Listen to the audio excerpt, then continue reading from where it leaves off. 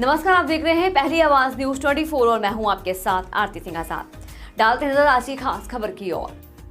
हर सभी भक्तों से निवेदन है, सभी लोग बड़े भाव से भगवान जी की आरती लेंगे, सभी लोग प्रसाद लेंगे और जिनके लिए माता रानी के दीपदान करना है बड़े भाव से दीपदान करेंगे, परिक्रमा लगाएंगे। पहले गुरुदेव भगवान दीपदान करेंगे, उसके बाद में आप लोग परिक्रमा लगाकर जी महाराज जी आपके द्वारा से महापुराण कथा की नर्मदे कथा की जा रही है। बोलो बाकी हरिलाल की जय, गौ माता की जय, नर्मदा मैया की जय, सत्य सनातन धर्म की जय। जगदीशपुर पावन धाम में भगवान श्री बांकी बिहारी जी का निज परिवार है गोपी महिला मंडल। श्री गोपी महिला मंडल के द्वारा दशहरा मैदान जगदीशपुर में धर्म उत्थान के लिए हम लोग वार्षिक महोत्सव किसी न किसी कथा के माध्यम से मनाते हैं। गोपी महिला मंडल की ये जगदीशपुर पावन धाम में लगातार 6वीं प्रस्तुति है। किसी वर्ष में हम लोग यहाँ पर श्रीमद् भागवत कथा का आयोजन करते हैं, किसी वर्ष में हम लोग यहाँ पर शिव महापुराण का आयोजन करते हैं, किसी वर्ष में यहाँ पर श्रीमद् राम कथा का आयोजन करते हैं। तो उसी क्रम परंपरा में इस वर्ष 2023 के विश्राम की पूर्ति पर हम लोग नर्मदा महापुराण को श्रवण कर रहे हैं। 17 दिसंबर से लेकर के 23 दिसंबर तक का आयोजन है।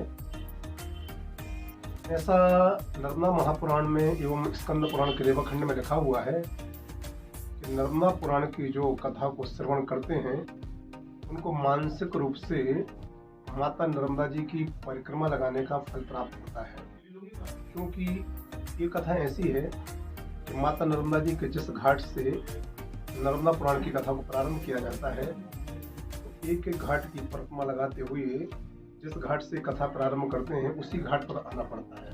तो जब हम लोग एक एक घाट की महिमा को सुनते हैं तो हमारा मन उस घाट पर पहुंच जाता है जिस घाट की कथा को बोला जाता है, तो मानसिक रूप से प्रदक्षिणा होती जाती है। शास्त्रों में लिखा है कि 3 साल 3 महीना 13 दिन तक जब नंगे पैर माता नर्मदा जी की परिक्रमा लगाते हैं तब जाकर वो संपन्न हो पाती है। तो 3 साल 3 महीना 13 दिन की जो प्रदक्षिणा है देव दुर्लभ, वो परिक्रमा मात्र 7 दिन की नर्मदा पुराण की कथा को सुनने से माई की परिक्रमा का फल प्राप्त होता है। गुरु जी, आपने बताया भी कि नर्मदा जी का जो उत्पन्न हुई वो एक शिव जी के पसीने से हुई। कुछ लोगों का कहना ये है कि नर्मदा जी बालों के ऊपर से आई है, तो वो क्या है? हाँ बिल्कुल, आपने सही प्रश्न किया। मैं ये तो नहीं कहूँगा जिन्होंने कहा वो गलत कहते हैं, लेकिन मैं ये कहता हूँ कि जिन्होंने कहा है वो शास्त्रों के प्रमाण से नहीं बोल पा रहे हैं। भगवान शंकर जी की जटाओं से गंगा मैया प्रकट हुई है और नर्मदा मैया भगवान शंकर जी की तपस्या का जो बिंदु था अर्थात पसीने का बिंदु, वो जैसे ही मेकल पर्वत पर गिरा और मेकल पर्वत भगवान शंकर जी के तपस्या के उस पसीने के बिंदु को संभाल नहीं पाया, मेकल पर्वत फटा और उसमें से मां नर्मदा प्रकट हो गई। जी, ये था। और विशेष प्रसंग हो जो अच्छा बताएं। हाँ बिल्कुल, माता नर्मदा जी के एक एक घाट की अपनी अलग अलग महिमा है। जैसे कि हमने कल ही नर्मदा पुराण में आंवली घाट की महिमा को श्रवण कराया था। आंवली घाट यहाँ से बहुत ज़्यादा दूर नहीं है, जिला रायसेन में सलकनपुर वाली जिला शिवहर में सलकनपुर वाली माता जी के बिल्कुल सन्निकट आंवली घाट है। तो मैं बताना चाहता हूँ कि आंवली घाट पर लोग स्नान करने जाते हैं, लाई में स्नान करके आ जाते हैं मैया में, लेकिन जो स्नान करके आ भी जाते हैं उनको भी ये मालूम नहीं है कि आंवली घाट में स्नान करने का, आंवली घाट में मैया की पूजन करने का फल क्या है। यदि किसी का राज्य चला गया हो, किसी का पद चला गया हो, यदि किसी की प्रतिष्ठा चली गई हो, यदि किसी का मान सम्मान, किसी का ओज और तेज चला गया हो, यदि वो 31 दिन तक मां नर्मदा जी के आंवली घाट पर निवास करे, 3 समय प्रातः काल, दोपहर, संध्या काल को मां नर्मदा जी में स्नान करे और तीनों टाइम बालू के अर्थात रेता के माता नर्मदा जी के किनारे पर शिवलिंग बनावे और माता नर्मदा जी के ही जल से नर्मदाष्टक का पाठ बोलते हुए शबिंदु सिंधु शुष्कल तरंग भंग रंजितम द्विसत्सु पाप जात जात कारी वारी संयुतम कृतांत दूत काल भूत भीति हारी वनमंदे त्वदीय पाद पंकजम नमामि देवी नर्मदे बोलते हुए नर्मदा मैया के किनारे पर जो बालू के शिवलिंग बने उनका अभिषेक करें और माता नर्मदा जी को रोज 21 आंवले का जो फल होता है ना, वो यदि मैया में अर्पण करे तो खोया हुआ राज्य, खोया हुआ पद, खोई हुई प्रतिष्ठा, खोया हुआ मान, खोया हुआ सम्मान और खोया हुआ ओज तेज मां नर्मदा जी के आंवली घाट में स्नान और पूजन करने से प्राप्त हो जाता है। ये माता नर्मदा जी की आंवली घाट की महिमा है। ऐसे माता नर्मदा जी की एक एक घाट की अलग अलग महिमा है। मैं बताना चाहता हूँ प्रत्येक सनातनी के लिए भगवान की कथा से जरूर जुड़ के रहना चाहिए। आपके चैनल के माध्यम से मैं हमेशा एक बात कहता हूँ कि कथा is the biggest collection of the positive thinking. एक सकारात्मक ऊर्जा का धरती माता के ऊपर यदि सबसे बड़ा गंगा सागर कोई है तो गंगा सागर भगवान की पावन कथा है। जिसकी सोच बदल गई हो अर्थात सोच गंदी हो गई हो, जिसके विचार बदल गए हो अर्थात विचार गंदे हो गए हो, जिसका चरित्र दूषित हो गया हो, ऐसे इंसानों के लिए भगवान की कथा जरूर सुनना चाहिए। 3 घंटे 4 घंटे 5 घंटे 6 घंटे हम भगवान की कथा के पंडाल में बैठेंगे, संत महापुरुषों की वाणी को श्रवण करेंगे तो 3 घंटे 4 घंटे की पूरी कथा नहीं उतार पाएंगे तो 2 मिनट की कथा भी यदि कानों के अंदर हमने हृदय और अंतरात्मा से प्रवेश करा ली तो उस 2 मिनट की कथा से जीवन परिवर्तन हो जाएगा। विशेष करके मैं सनातनियों से कहता हूँ और प्रत्येक परिवार के माता पिता से कहता हूँ कि आप लोग तो कथा में आओ ही आओ ताकि आपका भी जीवन बदले, आपका भी बुढ़ापा सुधरे, आपकी जिंदगी संवरे। लेकिन आपके जो बच्चे हैं जो पाश्चात्य संस्कृति में भटक चुके हैं या दिन रात मोबाइल के चक्कर में पागल हो चुके हों, यदि ऐसे आप अपने बच्चों को भी 3 घंटे मोबाइल बंद करा करके भगवान की कथा सुनाओगे तो कहीं ना कहीं वो भी भगवान से जुड़ेंगे।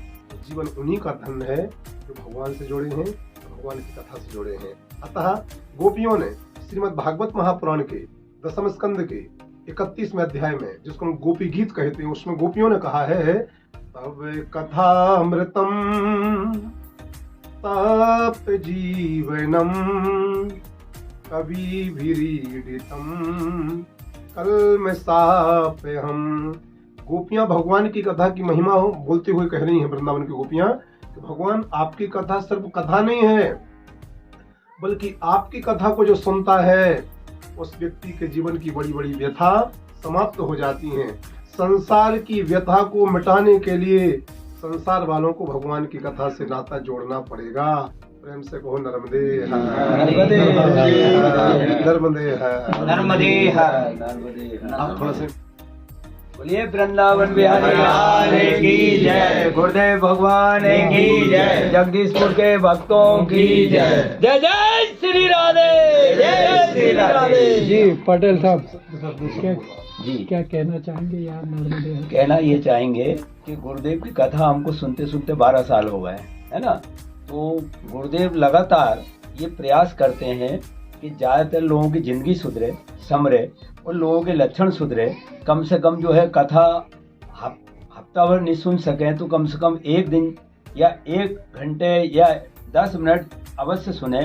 और ऐसा नहीं उससे ज़िंदगी में सुधार आता है।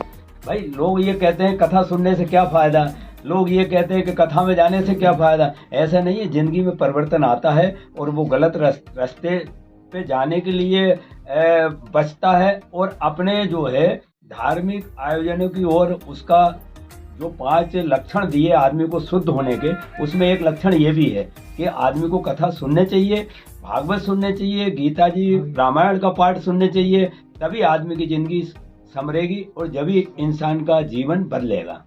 बस ये आप कथा के माध्यम से कथा के माध्यम से क्या पहले मैं गुरुदेव के बारे में बताना चाहूँगा कि गुरुदेव ने जो अपने जीवन को देश के लिए और समाज के लिए और धर्म के लिए जो समर्पित किया है, मतलब एक ऐसी विभूति है कि जिनका कि हम मतलब मेरे बाणे के शब्दों के माध्यम से अभिव्यक्त नहीं कर सकता हूँ।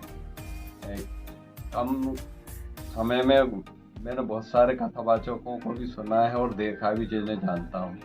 कम समय में मैं समझता हूँ कीर्तिमान हो गया गुरु जी का कि जिन्होंने 500 के करीब में कथा अभी तक अपने मुखारबिन से देश दुनिया में अपनी कथाएं अभी तक प्रसारित की हैं। अच्छा, गुरुदेव कथावाचक बहुत सारे हैं। गुरुदेव का एक ही चिंतन है, चिंतन चरित्र में परिवर्तन आने चाहिए। मनुष्य, जैसा कि हमारी पुरानी भारतीय संस्कृति है, आज हम देश दुनिया में ये कह रहे हैं कि हम भारत विश्व गुरु बनेगा। विश्व गुरु कब बनेगा? जब हमारा जो मनुष्य है, जो हमारा व्यक्तित्व है, अगर व्यक्तित्व का सही उसके विकार रहित व्यक्तित्व नहीं बनेगा, तब तक हम विश्व गुरु नहीं बन सकते। खोखली बातें करेंगे। इसलिए समाज हमारा परिपक्व होना चाहिए, पूर्णतः सुसंस्कृत होना चाहिए। एक व्यक्ति ही देश की मुख्य इकाई है। अगर व्यक्ति का चरित्र सही होगा, हमारे नौजवान बलिष्ठ होंगे, वो शिक्षा दीक्षा अन्य जो भी हमारी पुरानी परंपराएं, उसको अगर हम आज भी देखते हैं कि विश्व में अगर कोई पुराने नाम में बलिष्ठ भी रहा है, जिन्होंने भारत में ऐसे वीर रहे जिन्होंने अच्छे धुरंधरों को रोका है, जैसे सिकंदर था। सिकंदर ने विश्व विजय का अभियान लेकर इंडिया आया था। लेकिन हमारे यहाँ के जो पुरुष थे, वो सेलुकस जिसको चंद्रगुप्त मौर्य ने यहाँ पे रोक दिया था। तो हमारे यहाँ की धरा और यहाँ की भौगोलिक स्थिति है, यहाँ का व्यक्तित्व, यहाँ की हर चीज सब दुनिया में श्रेष्ठ है। बस हमें उस खोई हुई चीज को पुनः जागृत करना। गुरुजी के माध्यम से जो आप बार बार कथाओं का वर्णन कहते हैं, कथा में सब कुछ छिपा हुआ है। अगर व्यक्ति उस कथा के अपने चरित्र में उतार ले तो वो, मैं समझता हूँ, मनुष्य में भगवान की अनुभूति हो सकती है। बस इतना ही कहना चाहूँगा। अभी की जय, बांके बिहारी लाल की जय, नर्मदे मैया की जय। दो पंक्तियां सुना देना। चैनल के माध्यम से सबसे पहले तो गुरुदेव के विषय में थोड़ा सा बोलूँगा। विगत 15 वर्षों से बांके बिहारी जी और माँ नर्मदा की कृपा से, दादाजी धुनी वाले की कृपा से, इनके सानिध्य में आया मैं गुरुदेव के। विगत 15 वर्षों से मैंने एक बात देखी है, अगर हम जीवन में बदलना चाहें जीवन को, तो कथा एक माध्यम है। और वह कथा भी अगर माध्यम बनाए तो हम ऐसे गुरुओं से बनाए, ऐसे कथावाचक को जो व्यास गादी से हमें सत्य की प्रेरणा दे, सनातन की प्रेरणा दे, जो हमारे जीवन को सार्थक बना सके। कई कथावाचक बोलते तो है भागवत पुराण, उदाहरण के लिए अभी नर्मदा पुराण चल रही है। आज ये आपने भी सुना, आप करीब 1 घंटे पूर्व आ चुके थे। आपने नर्मदा पुराण से हटकर एक भी शब्द नहीं सुना होगा। बाकी जितने भी कथावाचक हैं बोलते नर्मदा पुराण है और उदाहरण देते हैं भागवत का, बोलते भागवत हैं, उदाहरण देते हैं रामायण का। मैंने गुरुदेव की 492 कथा, ये 492 कथा है। 492 कथा में ये नहीं सुन पाया, ये नहीं देख पाया कि गुरुदेव ने कभी मिक्स वेजिटेरियन किया होगा। जो सार्थक कथा है उसी पर बोलते हैं।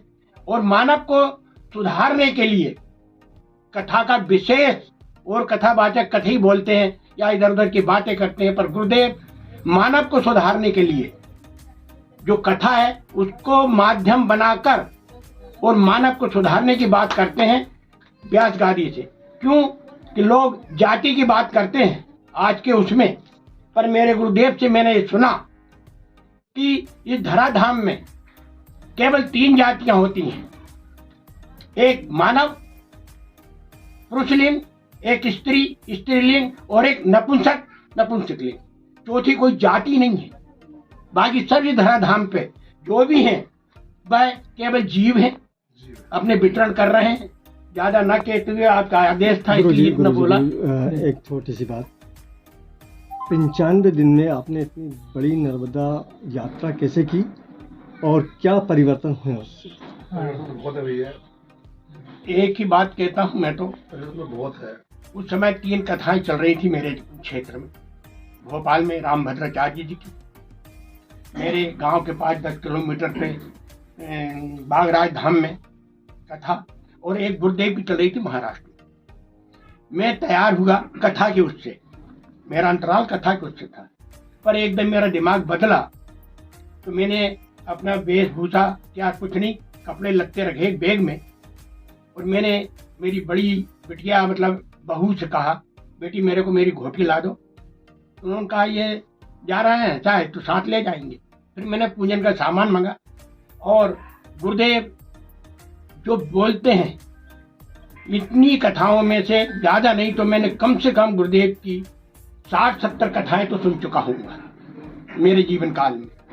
और 60-70 कथाओं में ज़्यादा तो नहीं, मगर 35 बातें जरूर मैंने अपने जीवन में उतारी हैं, और जिन पे मैं चरित्र से चलता हूँ, वाणी से नहीं, किसी को दिखावा नहीं, किसी से कोई भेदभाव नहीं, कुछ नहीं, ऐसा चलता हूँ। मैंने ये देख पाया माँ नर्मदा के परिक्रमा में 95 दिन में।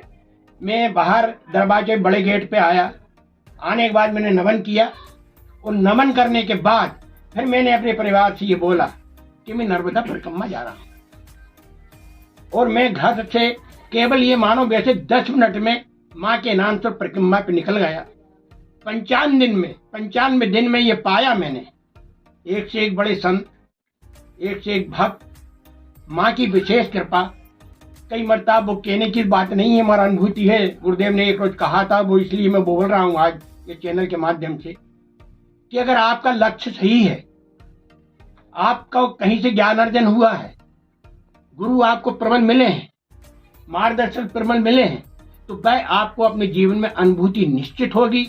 मेरे को परिक्रमा में अकेला चला मैं, साथ बहुत हुए मेरे, पर वो नहीं चल पाए, 2-2, 3-3 दिन चले और मैं ही चला। 3570 किलोमीटर माँ के परिक्रमा चला। उस दौर में मैंने किसी भी रूप में, जो आज माँ गुरुदेव ने बोला था मंच से, कन्या के रूप में भी, वृद्ध माँ के रूप में भी, उसके रूप में मेरे को, और पुरुष रूप में भी जो आज बोला, आज इसलिए बोल रहा हूँ, नहीं बोलता नहीं इस बात को, कि शिव स्वरूप में भी मेरे को मार्गदर्शक मिले। और मार्गदर्शक मिलने के बाद मेरे को रास्ता बताया कि बेटा तुम इधर से नहीं इधर से जाइए, बाबा तुम इधर से नहीं इधर से जाइए। 95 दिन में मेरे को कोई भी ऐसी अनुभूति नहीं हुई जो मैं ये कहूँ कि मेरे को ये तकलीफ हुई। इसलिए गुरुदेव बोलते हैं बार बार, धर्म पथिक हैं और धन के ध्वजा लेकर चल रहे हैं। तो सनातन धर्म में आज वो भी चल रहा है।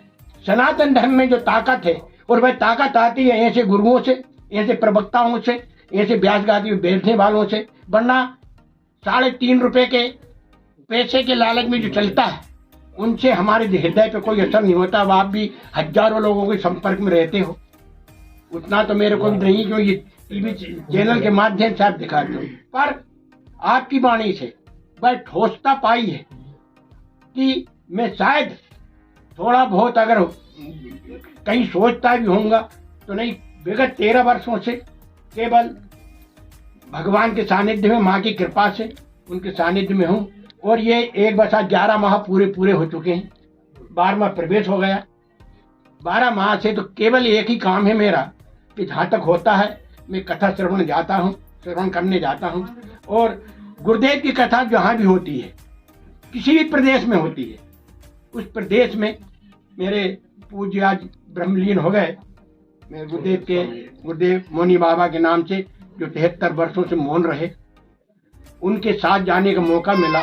और उन्होंने लिखित में कुछ पढ़ाया मेरे को, मेरे गुरुओं ने जो पढ़ाया, मेरे अनुयायियों ने जो पढ़ाया, वो सब मिलकर जब मैं आपकी कथा सुनता हूँ तो एक ही रिजल्ट आता है कि जो उनने पढ़ाया है उससे भी एक हिस्से आपने प्रैक्टिकल में मेरे को पढ़ाई की है।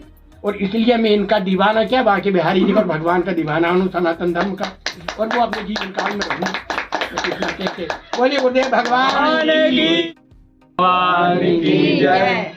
देखिए, प्रभु की कथा हमें हमारे निज धर्म पर चलने का अनुसरण कराती है, हमें किस प्रकार अपना जीवन यापन करना चाहिए ये हमें सिखाती है। पंक्तियों के माध्यम से, एक छोटी सी पंक्ति के माध्यम से आपको अवगत कराते हैं माँ नर्मदा की महिमा।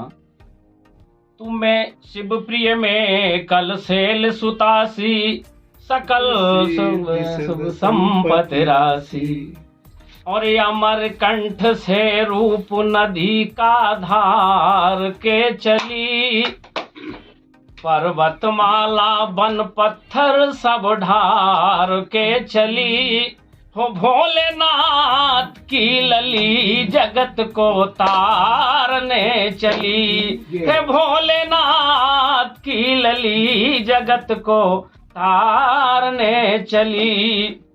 और जग में पावन माँ की महिमा, ए जग में पावन माँ की महिमा मुख से वर्णी न जाए। और जो करता परिक्रमा तुम्हारी सच्चा सुख वो पाए। हे घाट घाट को पावन कर माँ धार बन चली। हे घाट घाट को पावन कर माँ धार बन चली। और भोलेनाथ की लली जगत को तारने चली। वो नर्मदे मैया की जय। प्रणाम।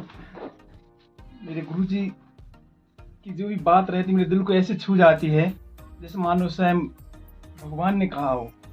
और जब भी जितना भी समय मिलता है, जैसे भी लगता है गुरुजी की सिर्फ मैसेज आ जाए तो मैं कथा सुनने जरूर बिल्कुल नंगे पैर दौड़े आता हूँ बिल्कुल। और भोजन का ऐसा रहा, गुरुजी को चिंता रहती है। गुरुजी कहते नहीं तूने कुछ खाया नहीं, चल तू खा के यहाँ आया है, चल पहले भोजन कर उसके बाद कथा सुनना। गुरुजी का ऐसा भाव है। गुरुजी भक्त भगवान में कोई भेद नहीं करते, किसी प्रकार की कोई जाति पंथ किसी का भेद नहीं, सबको एक समान गुरुजी एक समान लेखते हैं सबके लिए। बस इतना ही कहना चाहूँगा, गुरुजी का ऐसा आशीर्वाद बना रहे, बाकी बिहारी कृपा बनी रहे कि जहाँ भी इनकी कथा हो मैं वहाँ पे बिल्कुल पहुँच जाऊँ, चाहे 2 मिनट के लिए पहुँचूँ। श्री राधे। बाके बिहारी लाल की जय, गुरुदेव भगवान की जय, नर्मदा मैया की जय। मैं करीबन गुरुदेव जी से 11 वर्ष पूर्व मिला और मैं भक्ति में तो था लेकिन कथा नहीं सुनता था कभी। थोड़ी बहुत कभी सुन ली, बाकी कोई ज़्यादा इंटरेस्ट नहीं था। लेकिन शंकर भाई के माध्यम से मुझे मौका मिला। इन्होंने मुझे हरई में गुरुदेव से मिलवाया और उनकी जब कथा सुनी, पहली बार भागवत जी इनके ही श्रीमुख से सुनी और तब से मैं निरंतर कथा सुनता आ रहा हूँ। मुझ में काफ़ी बदलाव हुआ है और मैंने इनके आशीर्वाद से और बाकी बिहारी जी की कृपा से बहुत आज मैं संतुष्ट हूँ, सम्मानजनक जिंदगी जी रहा हूँ। मुझे बहुत अच्छा लगता है और ऐसे ही बाके बिहारी लाल जी और गुरुदेव जी से आशीर्वाद चाहता हूँ कि ऐसे ही आपके प्रति भगवान के प्रति कृपा बनी रहे। बोलो बाके बिहारी लाल की, गुरुदेव भगवान की नर्मदे। गुरुदेव कथावाचक के साथ साथ समाज सुधारक भी। गुरुदेव मंच से वो बातें बोलते हैं जो समाज में जो कुरीतियाँ व्याप्त हैं उनको दूर करने के लिए गुरुदेव भगवान बहुत प्रयास करते हैं, बहुत प्रयास करते हैं। इनकी कथाएं जो भी होती हैं वो जहाँ पर भी कथा होगी वहाँ 10, 25, 50, 100 लोग इनके अनुयायी बनते हैं और इनसे जुड़ते हैं। ये गुरु जी का बहुत बड़ा प्रभाव है। आज भोपाल में भागवत परिवार के नाम से बहुत बड़ा परिवार है हम लोगों का। हम दीवटिया ओबेदुल्लागंज के पास गांव है दीवटिया, रायसेन डिस्ट्रिक्ट में, वहाँ के रहने वाले हैं। हमारे गांव में भी भागवत परिवार के नाम से एक परिवार है हमारा। जहाँ भी कोई भी मिलेगा तो हम बिल्कुल यहाँ से मिलते हैं, गुरु के भाई हैं। भोपाल के लोग हैं, बाहर के जो भी लोग हैं, बहनें हैं, माताएं हैं, कोई भी हो, इनके जो परिवार एक बार कथा में जो मिल लेता है गुरुदेव की कथा में, वो कहीं भी हो किसी भी हाल में जहाँ मिलेगा वहाँ बिल्कुल सबसे पहले आपसी में बातचीत होगी, भैया कैसे हो, कहाँ हो, गुरुदेव की कथा में गए नहीं गए। उसमें इतना सुधार आता है, वो सुधार और दूसरे संतों की कथा में सुनने को नहीं मिलता। इनके इस टाइम हजारों अनुयायी हैं गुरुदेव, हजारों, जो कि सिर्फ ऐसे ही मिलते हैं और बिल्कुल सगे भाइयों की बहनों की तरह मिलते हैं। बाके बिहारी लाल की जय।